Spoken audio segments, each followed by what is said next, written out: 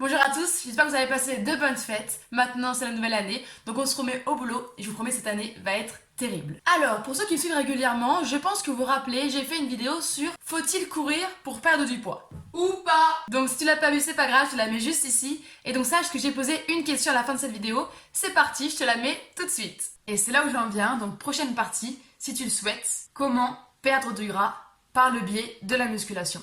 Après un mois, je me suis dit que c'était peut-être le moment de répondre à cette question, mais on va un petit peu la modifier. Ça sera pas comment, ça sera pourquoi perd-on du poids par le biais de la musculation. Bon allez, c'est parti, on rentre directement dans le vif du sujet.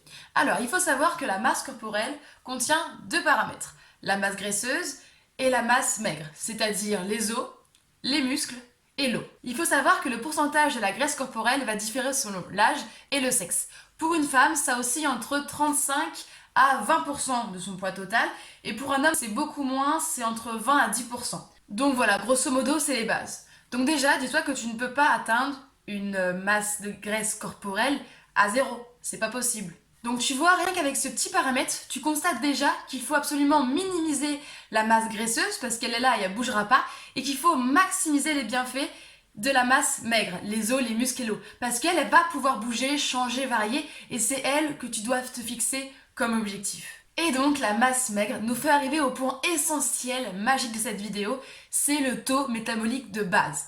En fait, c'est le niveau d'énergie, le nombre de calories totales que ton corps doit avoir absolument pour fonctionner correctement. En fait, c'est la base, c'est le minimum syndical, comme on dirait. En sachant que 70% des calories consommées une journée va servir juste à ton métabolisme de base. Donc en sachant ça, c'est hyper méga important, car on se rend compte que plus en fait on va avoir une masse musculaire importante, plus on va devoir ingurgiter des calories, en gros manger plus, et plus en fait on va également renforcer notre métabolisme basal. Donc forcément, il va y avoir une augmentation de la masse musculaire, une augmentation du taux métabolique basal, et donc une réduction de la masse corporelle. Je sais, c'est un petit peu compliqué, c'est pour ça, bouge pas, je vais t'expliquer avec des dessins, ça va être beaucoup plus simple.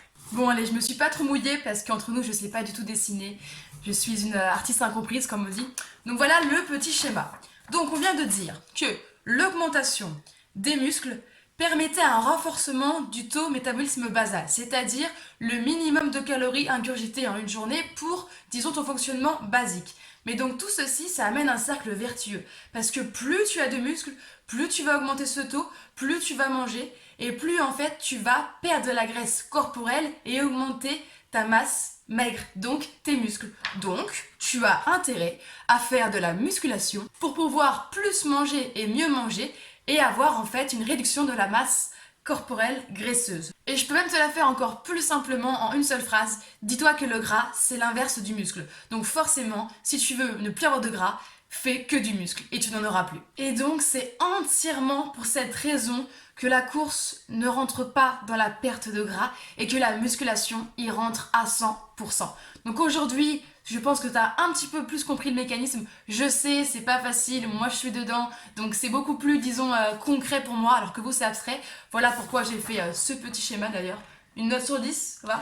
Après les explications derrière, ça le faisait bien.